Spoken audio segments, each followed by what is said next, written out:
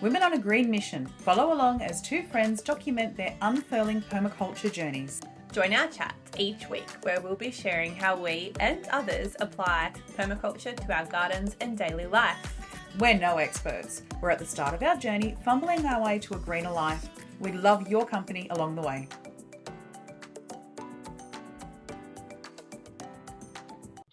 Hello and welcome, lovely listeners, to the Practical Permaculture Podcast. It's Elise here. Jo's out this week. She's got a bit of a sickness. She cannot speak. She's kind of lost her voice. So we've pre-recorded this interview with Hannah Molony, which was an absolute buzz to talk to somebody like her who's so knowledgeable and so passionate about permaculture, not just gardening, but the social and people side of permaculture. We had a great chat with her. She's got her little farm down, or acreage, I should say, down in Tassie. Obviously, she's a Gardening Australia host. She has books out. She does tours and talks. She has a really cool little flower project that we talk about on the podcast. So yeah, tune in and have a listen. In terms of our catch-up, well, Jo's not here, so I don't know what she's been up to besides lying in bed. She did message me saying that Ants was going to do a big garden blitz and that he had set her up on a chair for the weekend to supervise and make sure that everything was going smoothly. But hopefully she's on the mend. This coming weekend on the 5th, we have our events at Northern Beaches Permaculture. So we're really looking forward to that. If you want some more information, head to our Instagram page or send us a message. As for me, I've been knee-deep in mud. It's rained and rained and rained. I've been trying to make a compost, but realised very quickly that I did not have nearly enough materials. So it's kind of been a slow compost that will eventually be a hot compost. So I do not know how that's going to be turning out. I also signed up to our local land care, which was really exciting. They've got amazing deals for seedlings and lots of natives, obviously. So I'm super stoked to start volunteering with them and get to know them and learn more about our local area and the plants that I should be planting. But yeah, besides that, it's just been really, really rainy. I've been tending to my seedlings, trying to get some more little patches of earth ready to plant. But yeah, same old here at Galmarad. So yeah, listen to the podcast today. We chat with Hannah. We hope you like it. Okay, welcome everyone. We've got Hannah chatting with us this week. Thanks for joining us. Oh, thanks for having me. Our pleasure. Before we get too far into our conversation, where are you recording from today, Hannah? I live in Nipaluna, Hobart, and we're in the country in Litchfield, Tasmania, so right down the bottom of Australia. Lovely. And Jo? So I'm at home base today, and that is on Wanneroo country in the Hunter Valley, New South Wales. And I'm up near Brooms Head on Yagle country. So I guess we should kind of start at the beginning, Hannah. How did you discover permaculture? Oh, well, I grew up in Meanjin in Brisbane, and I grew up in an urban herb nursery, so gardening has always been part of my life. And my dad had like maybe 1 million books in the lounge room and throughout the whole house. And I think, and he was very much an organic gardener, and we had people just around us, and Dad included, like I think he had permaculture books on the shelf, and it was just a word that was around, but I wouldn't consider ourselves a permaculture family, but it very much, in hindsight, you could see that we were in some certain respects. And then when I was 18, I left home to travel Australia, which I was very interested in doing, and I was really lucky enough to be introduced to Anne-Marie and Graham Bookman in South Australia, in a place called Gawler, just an hour north of Adelaide. And I was like, oh, permaculture. The penny dropped. It's like, it's not just about, up until that point, I was like, oh, it's just about organic gardening. That's sweet. I understand what that is. I don't need to think about that anymore. But I met Anne-Marie and Graham. I was like, oh, it's so much more than gardening or farming. It's a whole way of life. It's super holistic, and that really intrigued me because I'm always curious around frameworks that we can use to create a good life for everybody, whether that's landscape focused or financially or whatever that might be. So I was like, oh, this stuff's amazing. And Anne-Marie and Graham are really cool because they're incredible farmers, but they're also incredibly active in their community. So they're great examples of social and environmental like example of what permaculture can look like, if you like. And from that point on, I was super interested. But I didn't get to do my PDC until maybe 6 years later, because I was like, oh, no, it's cool. Because I was like working with some of the best permaculturalists in Australia at that time, including Anne-Marie and Graham, and just like traveling and working with them all. I'm like, oh, it's cool. I don't need to do a PDC. I can just learn alongside. That's how I learn. I'm not a very good classroom person. Yeah. But I finally did PDC. I was like, oh, that was really good. It would have been good to do it earlier, but you know that my brain doesn't. My brain just wants to learn through doing, not through sitting and listening. But that really kind of ignited me. I went, oh, and up until that point, I'd been doing a lot of frontline activism, and I'd be doing lots of farming and gardening on the side. And at that point, I went, oh, permaculture can be my kind of form of positive activism, solution-based activism for the rest of my life. It can nourish me and it can nourish the world. And that's where I got like completely just dived in, and I haven't looked back since. Yeah, it was probably good doing your course after you had all that hands-on experience, because it would have really consolidated all of your knowledge that you'd already kind of accumulated. No, definitely. I was just like, yes, this makes perfect sense. and I could understand, because I had done it or seen it or in action. I'm like, yeah, I understand all these things now. So, you know, I shouldn't be so hard on myself. That's how I learn, and I get there eventually. That's the main thing. That's a beautiful thing, isn't it? Like, because we all do learn differently, and we all absorb the information differently, and everyone's journey is, you know, that little bit different as well. So to be able to, you know, understand yourself like that. And I think for anyone listening too, like there's 1,000 different ways that you can learn about anything. So you don't have to follow someone's particular path or say, this is the traditional way that we do things. You know, we sit and we learn and then we go and practice it. It can be however you do it, whatever works for you. Yeah. And I've been devouring your new book. Absolutely love it, because we're starting our gardens from scratch here, or on a big grassy paddock. We've been looking at all the different ways we can start improving our soil and build, you know, beds from scratch and all those kinds of things. So, yeah, it's been really interesting and valuable to read about. And I love how there's some sneaky permaculture in there without it being a permaculture book. Yeah, totally. Because it's very much a book about organic gardening. And I in the very first section of the book, I say this is not a permaculture book, because if it was, it'd be a couple of chapters on farming and gardening, and then a dozen more on finances, community development, you know, governance, and all the things that speak to what permaculture really is. And so, I just picked one small bit, but of course you'll see bits and pieces of permaculture in there, because it's common sense, or that stuff just works. And so, and you'll see it in cultures all across the world. This stuff is age old, and it's going to keep being around. So I'm glad it's been useful for you. Thank you. Yeah.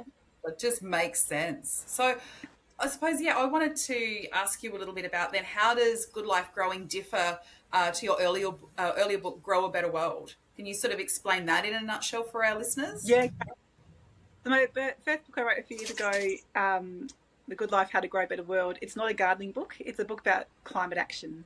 And so how to be a climate activist in your home, your work, your community, and also to think about it in your own personal level, but then think about the collective level as well. So we all have power over our own lives to a certain degree, and like use that power, do everything you can, but perhaps more importantly or more excitingly, and definitely more effectively, joining in with the collective effort in every possible sector of your life and our society is so powerful. So that's things like voting, that's ethical investment, that's listening to First Nations voices, that's like really contributing to or not contributing to the amount of consumption in the world, so reducing consumption. And collectively we can shift the dial, we can move the conversation when we choose to. We are more powerful than anybody in power, whether that's in industry or politics. There is more of us than there are. That's really important. That's what that book is all about. The second book is this like absolute organic gardening book. I've got many people going, oh, I love your book. I just want a gardening book. And I get it. And so, that's what the second book's all about: how to grow food anywhere, any time in any Australian climate. So it's quite, it's incredibly broad in that regard, but lots of universal information there that can travel in any climate, and then it hones in on those smaller areas around the climate regions in Australia. So yeah, so they're two different books. The first one does have a smattering of gardening in there because climate action does include gardening as well and composting. But the second book is 100% all about the garden. Yeah, Joe and I have definitely come to permaculture with that gardening lens. Like we did our PDC thinking, oh, let's learn how to grow better carrots kind of thing.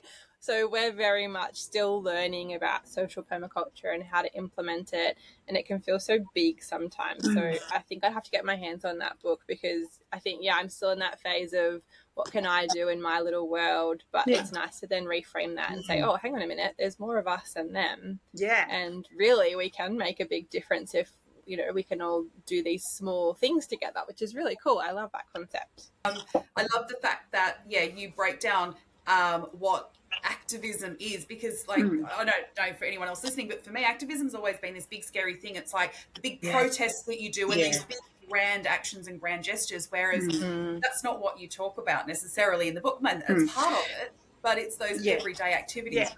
Totally. And activism is a dirty word in our culture. It's like to be an activist is like, oh no, I'm not one of those people. I was like, no, activism just means you care and you want to contribute to our world to make it a good world for everybody.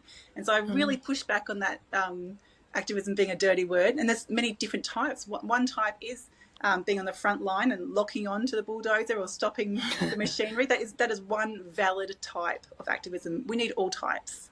Other really valid types of activism is working with your kids' school community around getting renewable energy into the infrastructure at the school, or running the school garden. That is very, very valid about localised, tangible activism. And activism is divesting your funds out of banks or superannuation funds that support fossil fuels. That's activism. Activism is voting progressively at the federal or state or local elections with future generations in your mind. So I really push back on that. Activism just means you care and you're thinking about future generations and not just yourself. And I feel like when you do community activities, you almost get to see that immediate feedback. Sometimes I feel like when you vote, you can get really disheartened with an outcome, or, if you're doing things like chaining yourself to a bulldozer, you might not get the outcome you want. It's just going to go ahead anyway. But when you engage in those local community things, you can go, oh, wow, the children are really benefiting from this, or my neighbour really appreciated that. And you kind of get that immediate feedback, which I think spurs you on more when you get really good feedback from your actions. The great point, Alyssa. I think I really love having fingers in many pies, and I love the local action stuff because you need that feedback and you need to see things changing, and knowing that some things will come and go with projects. They come and go, that's fine, but we just keep doing things, and that contributes to like a longer and bigger conversation. And what's the biggest thing you learnt from writing your books, do you think?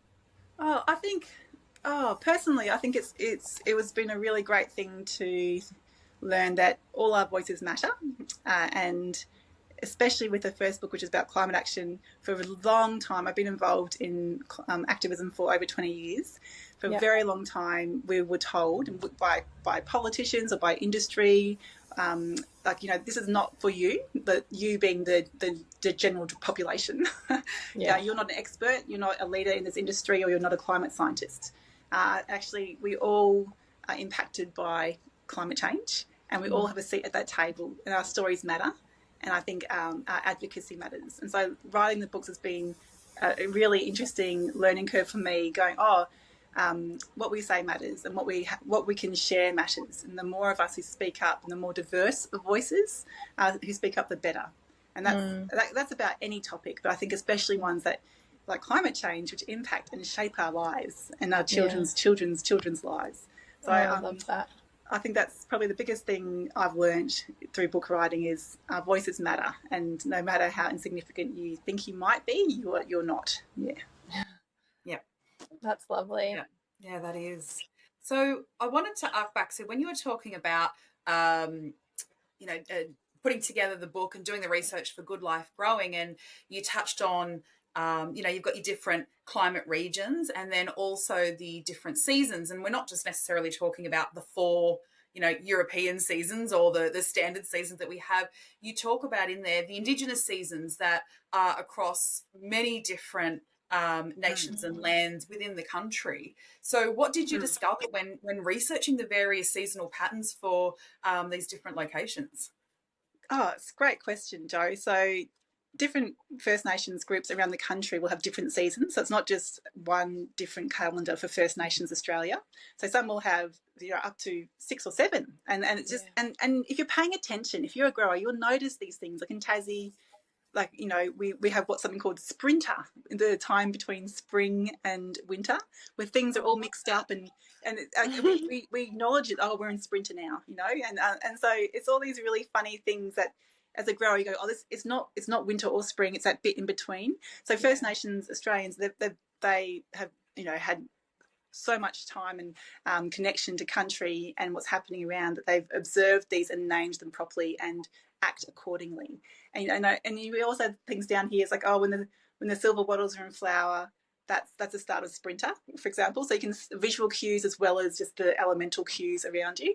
And I think that's a wonderful thing. So I love and I really encourage people to connect with their local First Nations communities and go just to learn things which is so valuable. If you're growing food, incredibly valuable. Down here in cool temperate Tasmania, we're all about timing. If we miss the window of certain plants, you miss the whole season because it's too cold or whatever that might be.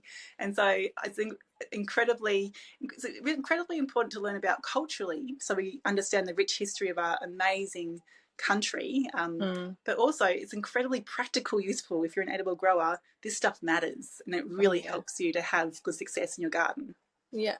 Well, speaking of wattle, I saw your new flower power project on Instagram. That is so cool. Can you tell me more about it? Yeah. Like how it came to be and It's full credit to my good friend Nadia Dante. She is another grower, amazing market gardener.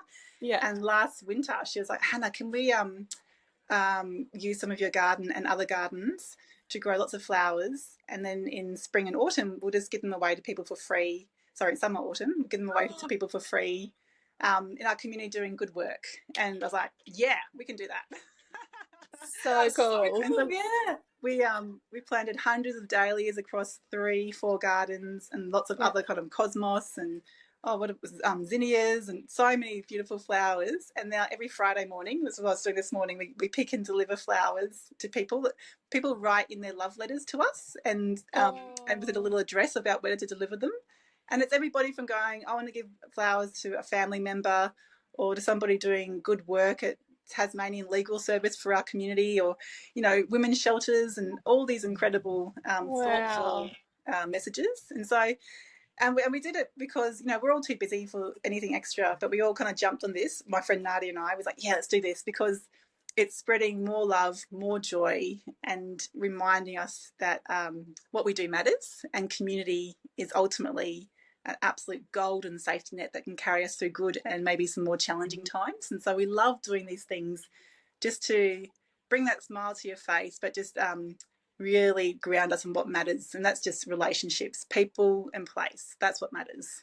Wow, that is so cool. I didn't realize that people wrote in letters. I saw that you were giving them away, but I didn't realize you nominate someone and write, and that is so cool. I love it. It's beautiful. Yeah, and now I've got a lovely group in Adelaide who they're starting their own version, and some more crew up in Queensland, they're going to do something similar. I'm like, fantastic. And I love how good ideas travel, they're like, oh, Hannah, can we steal your idea? I'm like, yeah, mate, it wasn't even my idea, steal away.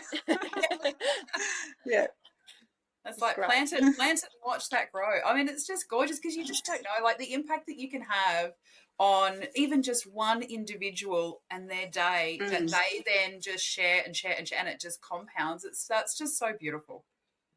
Yeah, it's a winner. So what are some other ways, because I know that you're very much around that community sufficiency rather than self-sufficiency, so taking it away necessarily from the individual and bringing it out to the community. So what are some other ways, I suppose, that people can support community sufficiency and be a part of that, to be able to give to it and receive the benefit? Yeah, look, there's a million right ways to do it. And I think the important thing to remember is that community sufficiency isn't just about growing food, it's about meeting your needs. And so with different products and services. So it could be anything. It could be about electricity. It could be about building or teaching, whatever hard or soft skill that you have. I think the key thing about community sufficiency is kind of based on the concept of relocalization.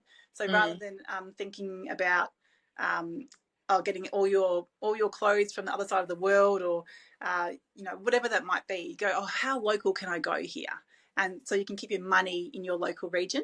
And that's another way of being community sufficient, because your local geographical community will be more resilient, and they'll be able to withstand pressures. We hold up COVID, those initial few months in COVID when we had a national lockdown where certain things were super scarce, including fresh food. And we set up things like the local food share stand, which is still going now, where growers could put down surplus produce and other people could pick it up.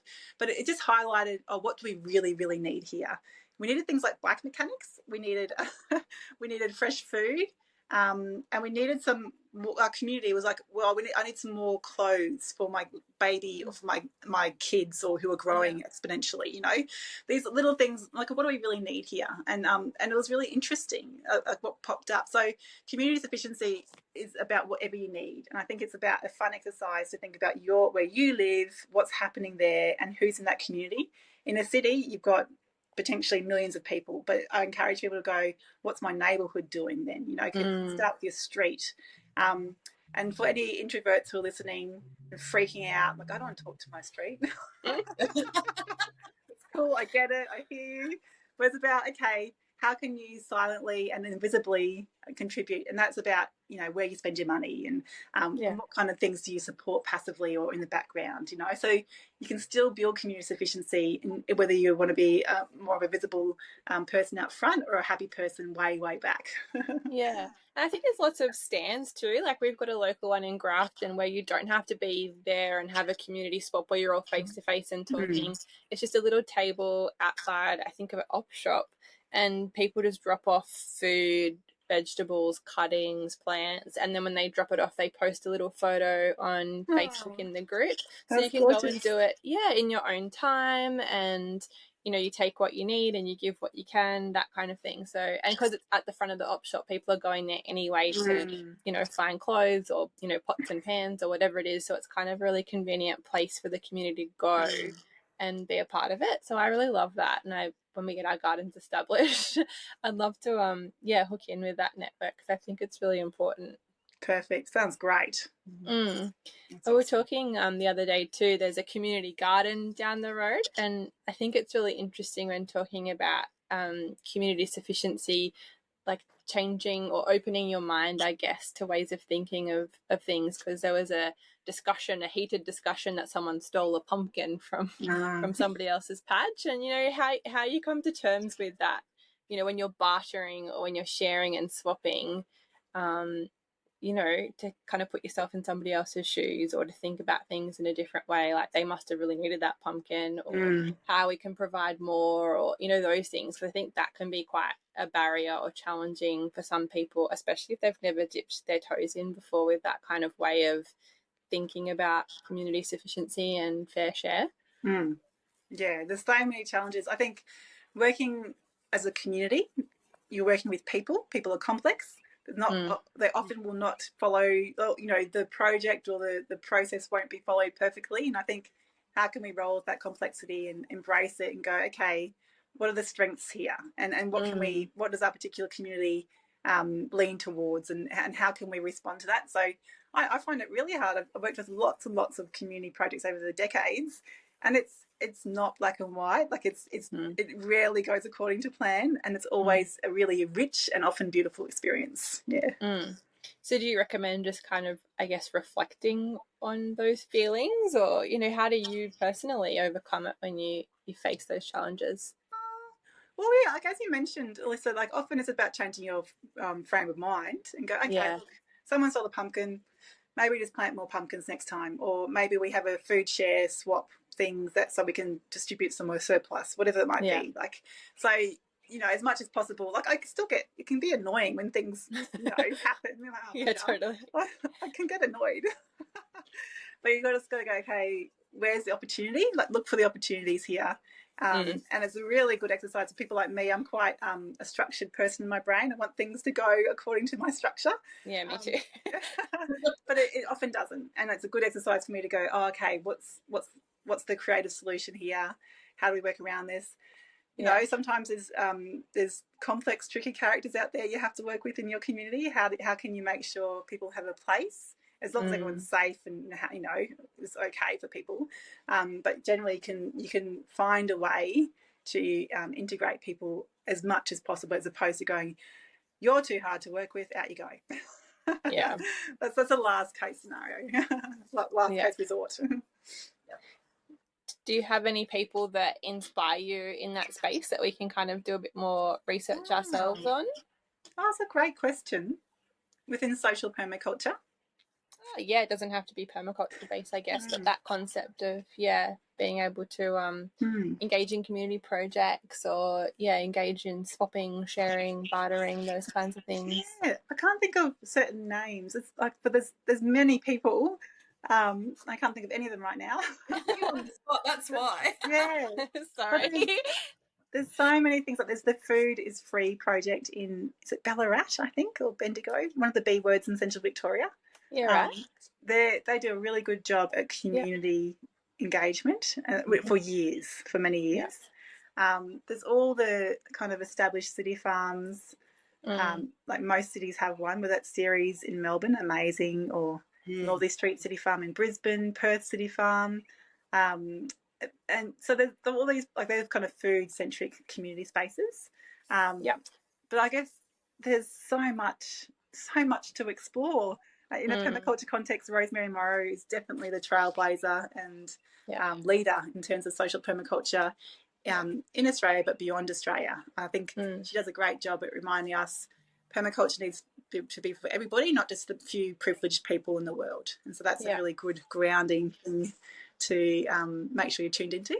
But in terms of people who inspire me, it's just people I just meet all the time, just having a crack, doing their thing. You won't find them on the internet because they're too busy doing the thing. True. Very true. That. Yeah, it's cool. What plans have you got, Hannah? What's coming up? What have you got on the calendar? Yeah, so what am I doing? So we've got filming with Gardening Australia, like locked in, so that's kind of kicked off in full swing. The kids one now too. Yeah. So fingers crossed that, I think hopefully there's a second season. It hasn't been confirmed, but there's some promising chatter. And we've got doing some teaching down in Tassie around permaculture, how to grow food, different workshops, and then I'll have to start travelling again, doing lots of different kind of public speaking workshops around the country, different garden festivals, eco festivals, which will be fun, and hopefully having time to garden in my own home as well. And is home harvest coming up too? Yes. Soon? Oh, that's right. Yes. That's the other thing. Yeah, sorry. Good on you. So you know your calendar better than you do. Yeah. That's right. So we're into our 5th year of I coordinate the Home Harvest Edible Garden Trail in and around Nipalina, Hobart. So we've got around 16 gardens open there, like edible gardens, open their gates for the day. So it's like an open house day, but it's open garden day. And it's a real fun, relaxed day. And it's just a bunch of beautiful garden geeks who will hang out together and have a really nice time. Oh, lovely. It was funny. Vibe. Yeah, it was funny. I was doing research for this podcast and I was like, Permaculture has a podcast with Hannah, I'll listen to that, and I clicked on the link and it took me to this page and I was like, they've got the wrong link here, like what's going on? But you had brown hair and I didn't recognize you. And I was like, it's from 2017, it was so long ago. But I was like, this isn't Hannah, like who's this? Yeah, it's not my natural colour, Alyssa. Oh, so funny. But Jo actually quotes you a lot on your hair, don't you, Jo? Yeah, I love it. The fact that you said, like, I think someone called you out to say, hey, like if you're into permaculture and all this, natural stuff, why do you colour your hair? And you're like, I don't need to do everything. I just need to do my bit and I can still have some fun. And I love that message. love that because especially for new people, like, you know, a lot of our audiences, you know, there might be, you know, sort of just getting into gardening and then just discovering permaculture. And it can be a little bit daunting when you look at the big picture stuff and you're like, oh my God, I've got to do everything all at once. Whereas it's like, you know what, I can still be me. I can still, like, I get my nails done. That's my jam. Love that. I love I look amazing. I don't know how you do your nails with the garden, Jo. That's why I get them done, because I don't wear gloves, and so they are constantly in dirt and chicken shit and horse shit, and like it's just like it is constant. So I'm forever scrubbing them, but that's why I pay someone to do them. But it's like, I don't have to stop that and have, you know, natural nails, which mine would be absolutely terrible. I can still do that and have some fun with it, and then still, you know, do my thing in other ways. And I really love that you know, you're on board with that as well. And you know, I love sharing that with people. As the younger version of me was like, oh, I've got to be natural everything. And that's great if that's what you're into. And then at a certain point, I'm like, I just wanted to do, like, I think maybe I wasn't really expressing my full self. And then I started getting tattoos and dyeing my hair. I'm like, oh, I feel so good. And, you know, it's incredibly superficial. Intellectually, I understand it's very superficial. And it brings me huge joy. And that's the thing that I think is really important. It might be, Jo, that your nails give you huge joy. Bloody awesome. And I've really pushed back on this, that we often cut each other down. Like the left, kind of, you know, the collective left is a very blanket term. We're very good at cutting each other down for not being good enough, perfect enough, doing whatever the thing is properly enough. I'm like, fuck that. I'm going to swear for that one.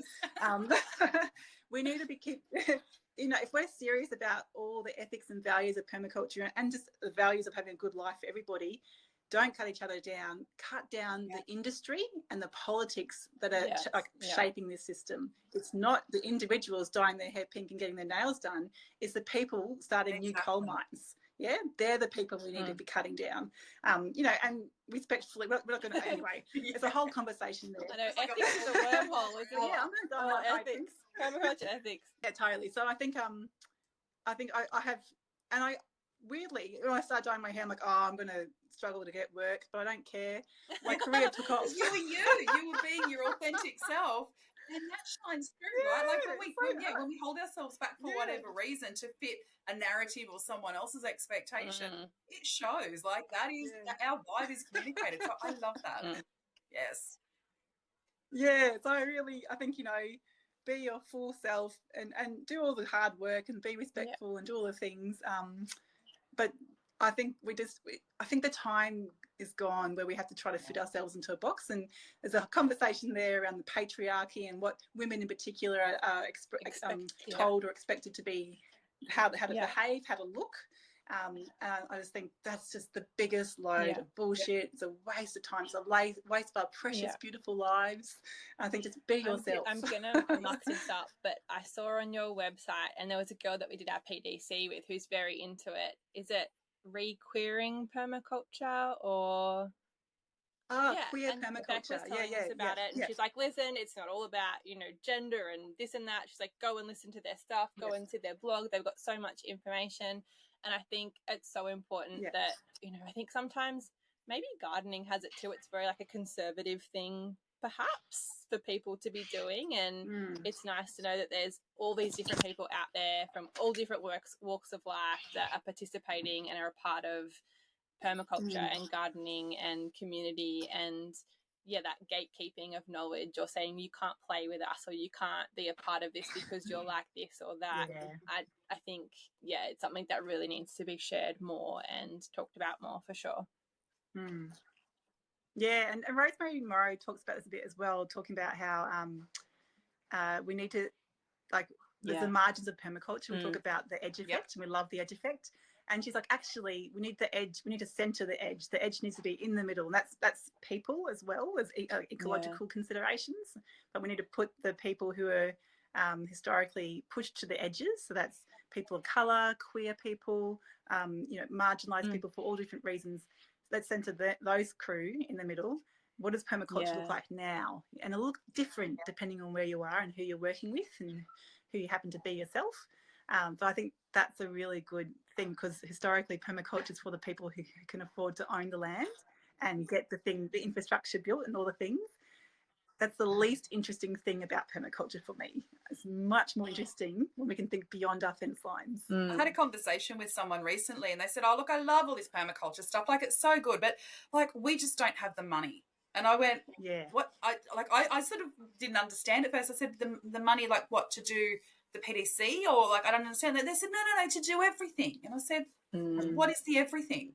She said, you've got to build all these beds and you've got to put these structures in place and you have to, build all these mounds. And I said, well, no, you don't have to. There's no have to's or anything. Like, we had this really good conversation about it. And by the end, she was still a bit like, but it's going to cost money. And I went, well, it might. It really depends on what you want to do and how you want to do it. And there's a whole other range of factors, right? And it was a really interesting conversation. But yeah, there was that perception of, I don't have money, so therefore I can't. Yeah, and that's a real shame, because permaculture needs to be for everybody. Otherwise, I'm not interested. Yeah, I'm just not interested. Yeah. That's it. It's all context based, right? Yeah, and I love that you mentioned the edge effect too, because when we did our PDC, we had to name our group. So we did ours through Limestone Permaculture with Brett Cooper, and we all had to name our group, and we called ourselves the Ecotones. So it was like, that was, we were the edge.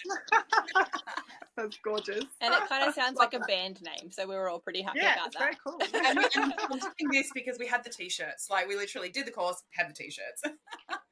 Oh, beautiful. So great. Yeah. Well, I guess the last thing to touch on is we end our conversations with a grounding question, which is, if someone was starting out on their permaculture journey, what's one piece of advice that you'd give them? Like, what does that mean? Like, are they starting a garden, or are they starting just their journey? Just discovered permaculture, I guess. Yeah, their journey. Yeah, okay. Yeah, okay. So I would think about themselves, and I'd really dive into your values. So articulate and unearth and articulate your values and live towards them. So you might never have a garden in your life, but if you're living towards your values about how you want to be in the world personally, about what kind of world you want to help create, then you're probably more effective than you could ever imagine. And I think it's one of the most radical things we can do as humans, because when we're born into the world, people say, hello, welcome. So nice to have you here. By the way, here's the system that you're being born into. Here you go. Please perpetuate that. But when we start to articulate and unearth our values, without doubt, it starts to push back onto that system, that business as usual system. Yeah. And it really encourages us to outgrow that status quo. Yeah. So I think the best thing we can do, the most grounding thing we can do, is to live towards your values, knowing that they may never be perfect, or we might never get there, but we're on our way towards them. Oh, I love that. That's such gorgeous. A good piece of advice for people. Yeah. Well, thank you so much for taking the time to have a chat with us. Thank you. For everything we've chatted about, we'll put some links in the show notes. So we can send everyone in the right direction to courses and to connect with you, and the Flower Power Project and the books and all the things. Because Elise and I've been talking about your book so much. I'm a bit of a late adopter. I'm a bit of a slow poke off the mark, but your book is literally in the post on my way.